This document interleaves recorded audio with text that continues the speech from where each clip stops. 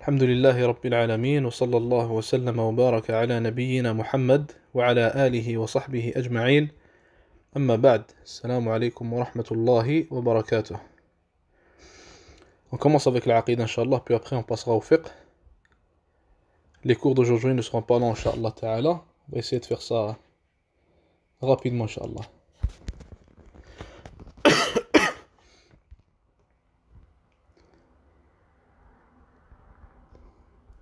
Donc à Aqidah, on s'était laissé à la question numéro 4 la dernière fois, qu'est-ce que l'adoration?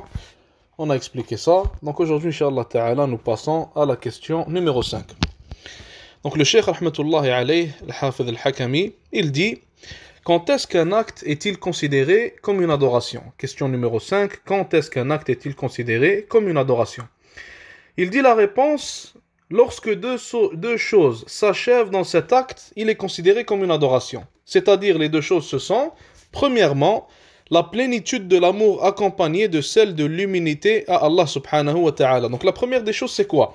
C'est le plein amour pour Allah subhanahu wa ta'ala. Et la deuxième condition c'est quoi? Pour que ce soit considéré comme une adoration, c'est l'humilité face à Allah subhanahu wa ta'ala. Quelles sont les preuves pour ça? Allah Azza wa Jalla dit dans le Coran: وَالَّذِينَ آمَنُوا أَشَدُّ حُبًّا لِلَّهِ.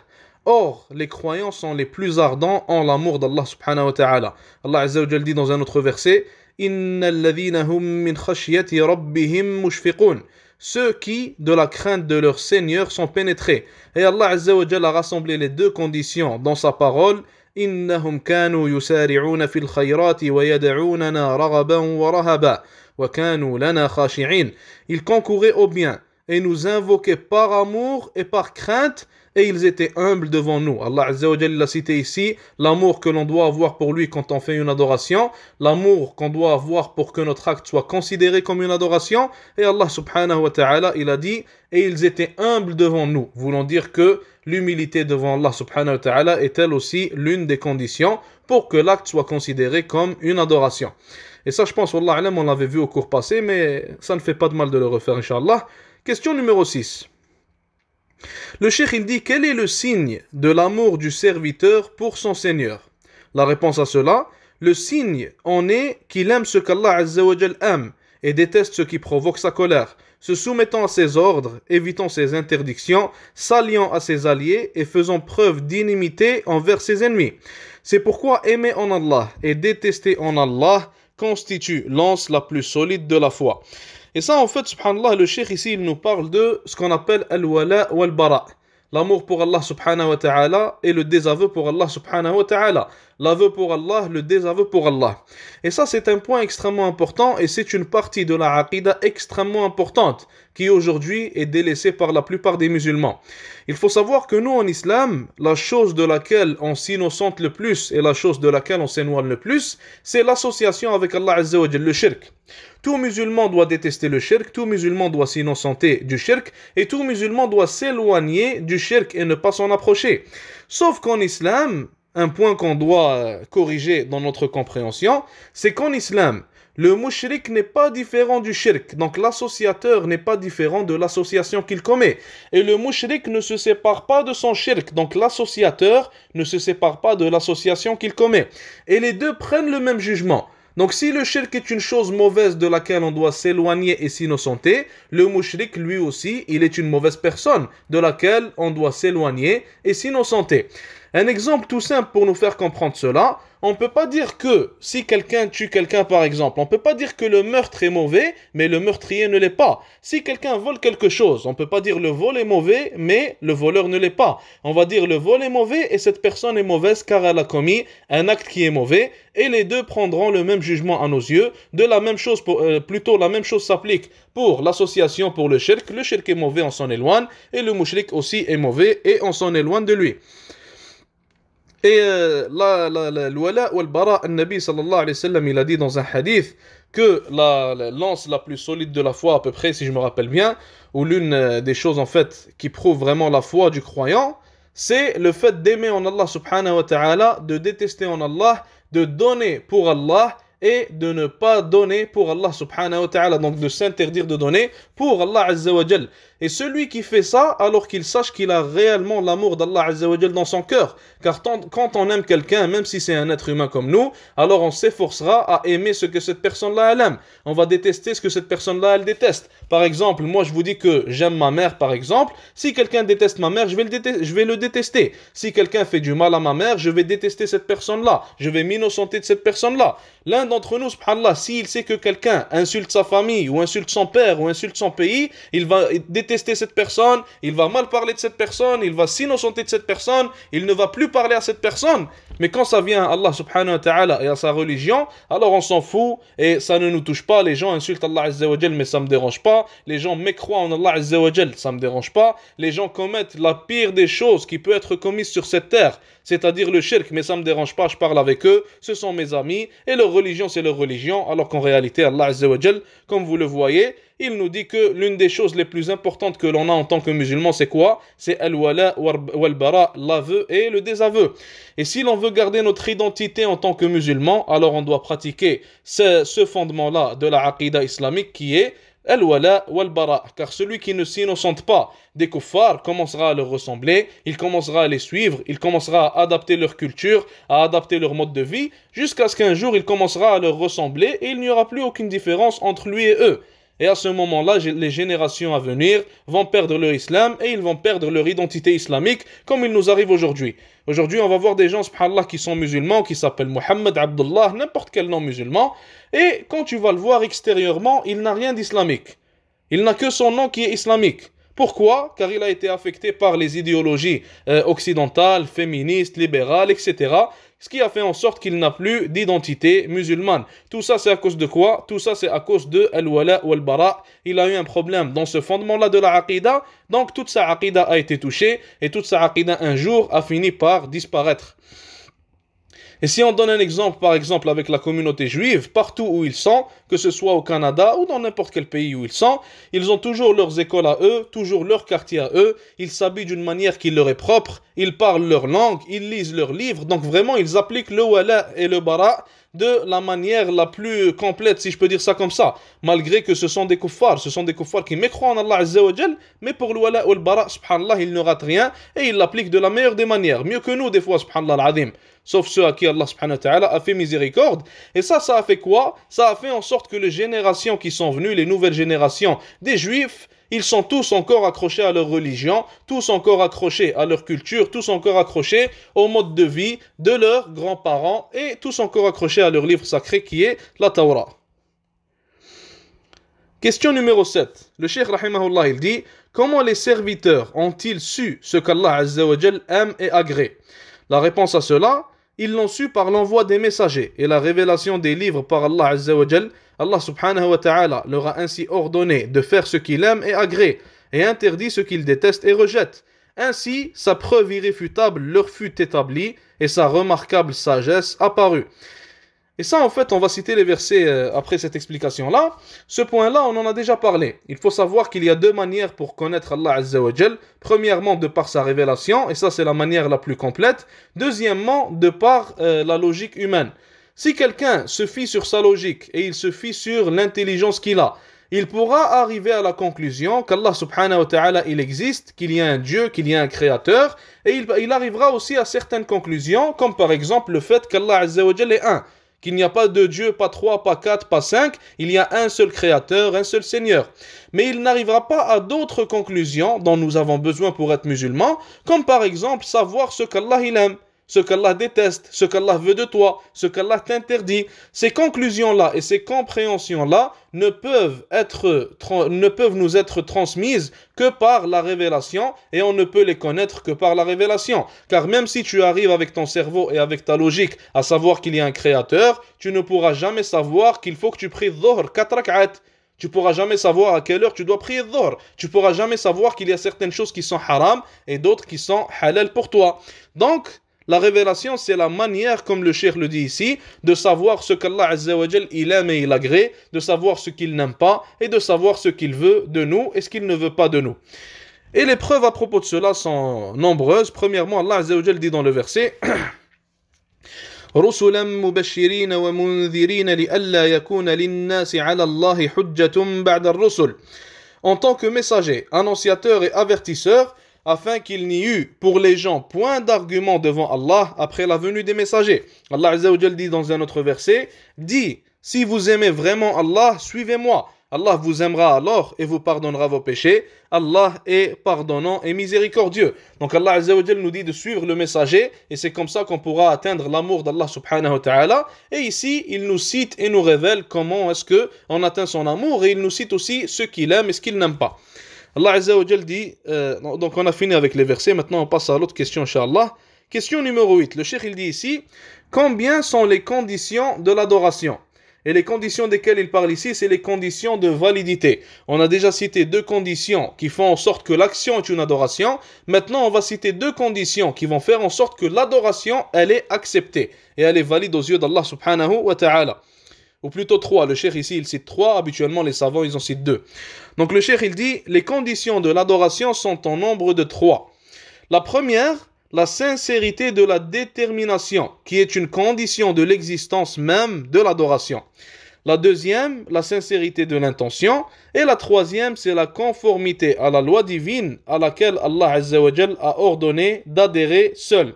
Et on va les voir, Inch'Allah, une par une, et il va les expliquer une par une. Donc il dit, ces deux dernières conditions sont requises pour l'acceptation de l'adoration. Maintenant, le cheikh, il dit question numéro 9, il commence par les expliquer, il dit, qu'est-ce que la sincérité de la détermination, sidq al-azima? Qu'est-ce que cette première condition qu'il a citée, qu'est-ce qu'elle veut dire, c'est quoi sa définition, comment est-ce qu'on peut la comprendre? Le cheikh, il l'a défini ici en disant, c'est le fait d'abandonner la paresse et la négligence et de s'efforcer de confirmer sa parole par son acte. Allah Azza wa Jal dit ici, Ya ayyuhalladhina amanu lima taquluna ma la taf'alun kabura maqtan 'inda Allahi an taqulu ma la taf'alun. Ô vous qui avez cru, pourquoi dites-vous ce que vous ne faites pas? C'est une grande abomination auprès d'Allah que de dire ce que vous ne faites pas. Donc la première condition c'est quoi? C'est que tu aies la détermination sincère de faire ce que tu es en train de dire, de faire cette adoration-là qu'Allah Azza wa Jal t'a ordonné de faire. Donc tu aies une détermination et aussi cette détermination-là doit être sincère et doit être poussée par de l'honnêteté. Maintenant, pour la deuxième condition, le cheikh il dit ici, que signifie la sincérité de l'intention? Ikhlasun niyya. Il répond en disant, c'est que le but du serviteur, à travers l'ensemble de ses dires et de ses actes, tant cachés qu'apparents, soit la recherche de la face d'Allah Azza wa Jal, le Très-Haut. Allah subhanahu wa ta'ala dit à propos de cela, وَمَا أُمِرُوا إِلَّا لِيَعْبُدُوا اللَّهَ مُخْلِصِينَ لَهُ الدِّينَ حُنَفَاءَ. Allah Azza wa Jal dit, il ne leur a été commandé cependant que d'adorer Allah, lui vouant un culte exclusif. Donc cette deuxième condition là, elle est simple à comprendre, c'est tout simplement l'ikhlas. Si maintenant moi je fais une adoration mais je suis pas sincère, je la fais pour autre qu'Allah par exemple, je la fais pour quelqu'un qui me regarde dans la mosquée, je me lève, je prie 2 rak'at et je la fais en fait d'une belle manière pour plaire à cette personne. Ou alors je la fais pour plaire à ma famille me dit de prier mais moi je fais ça seulement pour eux, ma mère me dit de prier, je fais ça seulement pour elle, je fais pas ça pour Allah Azza wa Jal. Dans tous ces cas-là qu'on vient de citer, si tu n'es pas sincère et tu fais ton adoration pour autre qu'Allah, alors cette première condition que les savants citent d'habitude, qui est la sincérité, elle est invalide et donc ton adoration sera invalide et elle ne sera pas acceptée par Allah Azza wa Jal. Et il faut savoir que les savants d'habitude, ils citent seulement deux conditions. Ici, le cheikh en a cité trois. Eux, ils citent habituellement les deux dernières qu'on a citées. Voulant dire, premièrement, la sincérité, l'ikhlas. Et deuxièmement, ittiba' sunnah, l'ittiba', le fait de faire l'action en conformité avec la sunnah, en conformité avec la sharia. D'autres preuves pour l'ikhlas, Allah Azza wa Jal dit dans le Coran, et auprès de qui personne ne profite d'un bienfait intéressé, mais seulement pour la recherche du visage de son Seigneur, le Très-Haut. Allah Azza wa Jal dit dans un autre verset, c'est pour le visage d'Allah que nous vous nourrissons. Nous ne voulons de vous ni récompense ni gratitude. Et finalement, Allah Azza wa Jal dit, quiconque désire labourer le champ de la vie future, nous augmenterons pour lui son labour. Et quiconque désire labourer le champ de la vie présente, nous lui en accorderons de ses jouissances, mais il n'aura pas de part dans l'au-delà. Donc clairement, Allah Azza wa Jal dit ici que celui qui fait ses actions pour Allah subhanahu wa ta'ala, sincèrement pour lui, sincèrement pour la akhira, sincèrement pour ne pas finir en enfer, Allah Azza wa Jal lui accordera cela. Mais celui qui fait des actions, qui fait des adorations, qui fait des choses que l'on doit faire pour Allah subhanahu wa ta'ala, mais il les fait pour autre qu'Allah Azza wa Jal, alors Allah te dit ici qu'il n'aura point de part dans l'au-delà, car toutes ces adorations, excusez-moi, ne seront pas acceptées par Allah Azza wa Jal. Maintenant, question numéro 11, on explique la dernière condition qu'il a citée, ce qui veut dire l'ittiba', le fait de suivre le sharia. La question numéro 11, le cheikh il dit, quelle est la loi divine à laquelle Allah a ordonné d'adhérer seul? Quand Allah subhanahu wa ta'ala te dit, ou plutôt quand les savants nous disent ici que la deuxième condition c'est l'ittiba', le fait d'appliquer, ou plutôt de faire nos adorations en accord avec la sharia, en accord avec l'islam. C'est quoi en fait cette sharia-là avec laquelle on doit être en accord? Le cheikh il dit ici... Le cheikh il dit ici dans la réponse, c'est la religion pure, al-Hanifiyya, qui est celle d'Ibrahim alayhi salatu wassalam. Et Allah Azza wa Jalla a dit à propos de cette religion pure, à propos de la voie d'Ibrahim alayhi salam, Inna ad-dina 'inda Allahi al-Islam. Certes, la religion auprès d'Allah est l'islam. Comme on a déjà expliqué, tous les prophètes étaient des musulmans. Aucun d'entre eux n'était juif ou chrétien ou quoi que ce soit. Ils étaient tous musulmans, tous soumis à Allah Azza wa Jal. Et Allah subhanahu wa ta'ala, il dit dans un autre verset, أَفَغَيْرَ دِينِ اللَّهِ يَبْغُونَ وَلَهُ أَسْلَمَ مَنْ فِي السَّمَاوَاتِ وَالْأَرْضِ طَوْعًا وَكَرْهًا. Désire-t-il une autre religion que celle d'Allah, alors que se sont soumis à lui, bon gré, mal gré, tous ceux qui sont dans les cieux et sur la terre. Donc en fait, si on veut l'expliquer d'une manière plus simple, la troisième condition, c'est le fait d'être en accord avec la sharia. Ça veut dire qu'il faut que ton adoration soit faite de la manière qui a été ordonnée par Allah subhanahu wa ta'ala, tout simplement. Un exemple de cela, on sait tous qu'il y a une prière obligatoire qui s'appelle la prière de Dhuhr. Et cette prière-là, Allah Azza wa Jal t'a ordonné de faire 4 rak'at pour que cette prière-là soit complète. Si moi je viens maintenant et je prie Dhuhr, et au lieu de prier 4 rak'at, j'en prie 5. J'aurai un problème dans cette deuxième condition-là, qui est le fait de faire les adorations selon ce qu'Allah Azza wa Jalla a ordonné. Pourquoi? Car j'ai rajouté quelque chose de ma tête et je l'ai fait d'une manière autre que celle qu'Allah subhanahu wa ta'ala nous a ordonné de la faire. Donc automatiquement mon adoration sera invalide, car la deuxième condition, la deuxième ou dernière condition, elle est invalide, donc mon adoration ne sera pas acceptée par Allah subhanahu wa ta'ala. Donc pour résumer, on va rester Inch'Allah avec l'avis des savants qu'il cite le plus souvent. Il y a seulement 2 conditions pour que l'adoration soit acceptée. Premièrement, l'ikhlas, le fait que tu fasses ton adoration sincèrement pour Allah Azza wa Jal.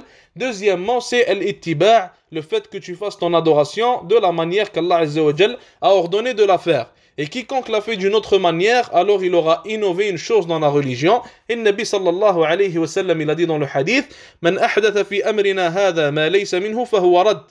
Quiconque innove une chose dans notre dîn, si on peut dire ça comme ça, le Nabi alayhi salatu salam, il a dit dans notre chose, dans cette chose-là, voulant dire dans notre dîn, dans l'islam. Quiconque innove une chose dans l'islam, fahuwa rad, elle sera alors rejetée sur lui, voulant dire qu'elle est invalide et ne sera pas acceptée par Allah Azza wa Jal.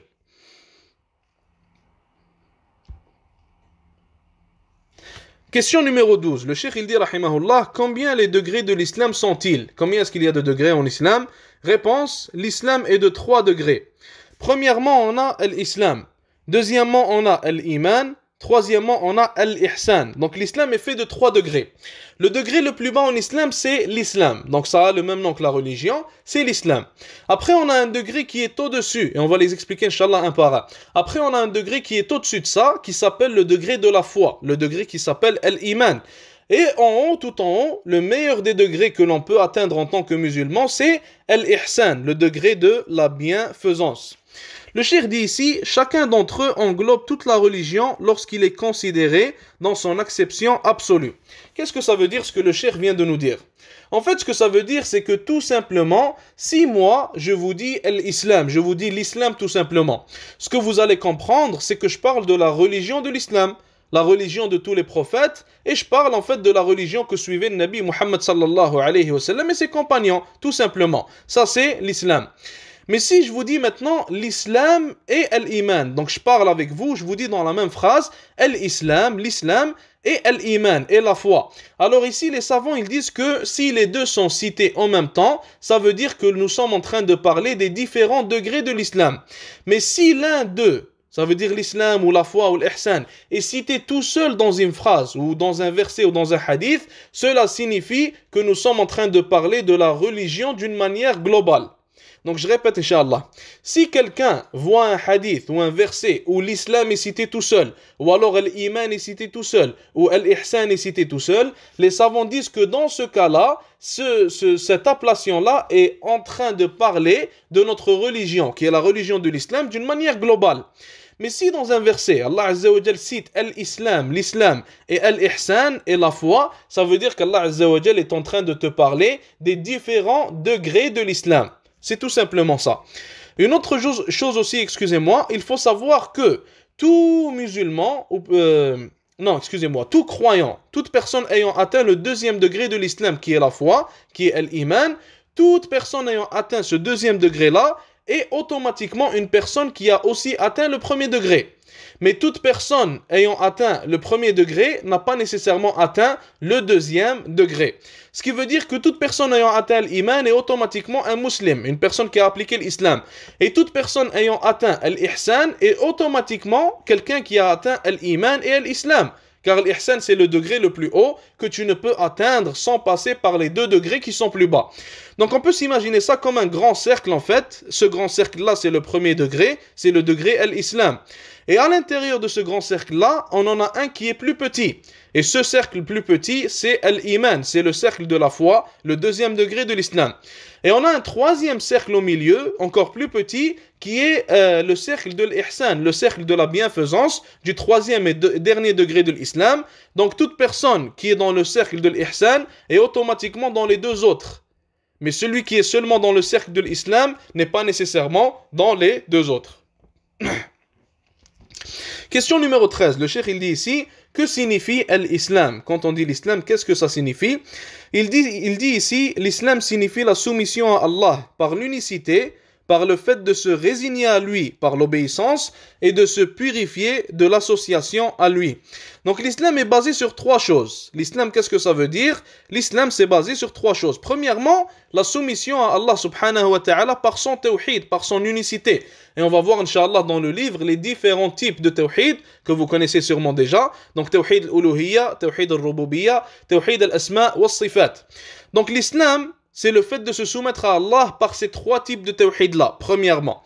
Deuxièmement, l'islam, c'est le fait de se soumettre à Allah par l'obéissance. Donc tu obéis d'une manière complète à Allah subhanahu wa ta'ala. Et le fait de commettre des péchés ne veut pas dire que tu n'es pas soumis à Allah par l'obéissance. Les péchés, ça arrive. Les péchés, c'est une chose normale. Allah Azza wa Jalla a créé l'être humain étant une créature qui fait des erreurs, qui fait des péchés. Donc ce n'est pas une chose qui annule ton islam. Ceux qui disent ça, ce sont les Khawarij, Ahlus Sunnah wal Jama'a. Ils ne disent pas ça. L'avis correct, ou plutôt le vrai avis, la vraie aqida, c'est que les péchés, qu'ils soient mineurs ou majeurs ou quoi que ce soit, ne sortent pas un musulman de l'islam. Seulement les annulatifs de l'islam sortent une personne de l'islam. Donc revenons à ce qu'on disait. Deuxièmement, l'islam, pour que ton islam soit correct, il faut que tu te soumettes à Allah par l'obéissance. Et troisième des choses, que tu te purifies de l'association à Allah subhanahu wa ta'ala. Et comme on a expliqué tout à l'heure, il faut se purifier de l'association et se purifier aussi de ceux qui la commettent. Donc s'innocenter d'eux et ne rien avoir avec eux. Allah Azza wa Jal dit à ce propos, وَمَنْ أَحْسَنُ دِينًا مِمَّنْ أَسْلَمَ وَجْهَهُ لِلَّهِ, qui est meilleur en religion que celui qui soumet son être à Allah. Et Allah Azza wa Jal dit dans un autre verset, et quiconque soumet son être à Allah, tout en étant bienfaisant, s'accroche réellement à l'anse la plus ferme. Et un dernier verset, Allah Azza wa Jal dit, votre Dieu est un Dieu unique. Soumettez-vous donc à lui et faites bonne annonce à ceux qui s'humilient. Donc ceux qui se soumettent à Allah Azza wa Jal, annonce-leur la bonne nouvelle qui est le paradis.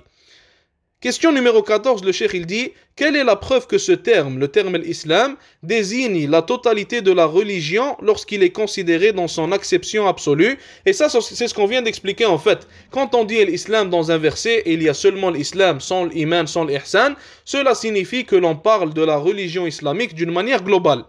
Allah Azza wa Jal dit Inna ad-dina 'inda Allahi al-Islam. Certes, la religion acceptée auprès d'Allah est l'islam. Donc ici, dans ce verset-là, Allah Azza wa Jal ne parle pas du premier degré de la religion islamique, mais il parle de la religion d'une manière globale. النبي صلى الله عليه وسلم il dit dans le hadith بدأ الإسلام غريبا وسيعود غريبا كما بدأ. L'islam commença étranger et redeviendra étranger comme il commença. Encore une fois, le Nabi alayhi salatu wassalam, il parle pas du premier degré de l'islam, mais plutôt de la religion islamique d'une manière globale. Et il a dit aussi dans le hadith أفضل الإسلام إيمان بالله.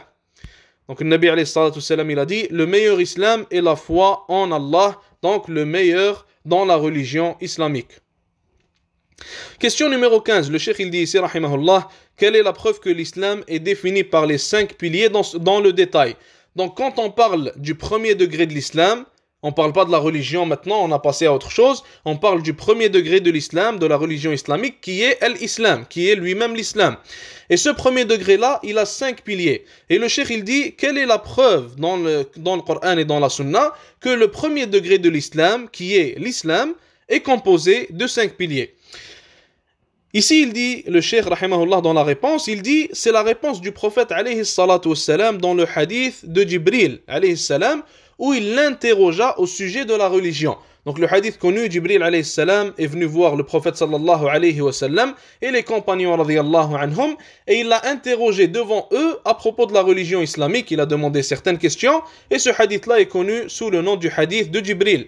Et dans ce hadith-là, on a notre preuve, la preuve que l'islam, le premier degré, est composé de 5 piliers. Donc le Nabi sallallahu alayhi wa sallam, il a dit dans ce hadith-là, Al-Islamu an tashhada an la ilaha illa Allah wa anna Muhammadan Rasulullah wa tuqima as-salata wa tu'tiya az-zakata wa tasuma Ramadan wa tahujja al-bayta in istata'ta ilayhi sabila. Le Nabi alayhi salatu wassalam, il a dit, l'islam c'est de témoigner qu'il n'y a nulle divinité si ce n'est Allah et que Muhammad est le messager d'Allah, d'accomplir la salat, s'acquitter de la zakat, jeûner le mois de Ramadan et effectuer le pèlerinage à la maison sacrée si tu en es capable. Donc ça, ce sont les 5 piliers de l'islam.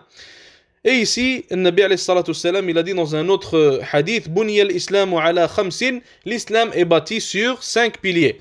Et puis dans ce hadith-là, il les a mentionnés. Et le cheikh dit ici, ces 2 hadiths sont rapportés dans les 2 sahih, voulant dire Sahih al-Bukhari et Sahih Muslim, rahmatullahi alayhima. Donc on s'arrête à la question numéro 15, Inch'Allah. Et on passe à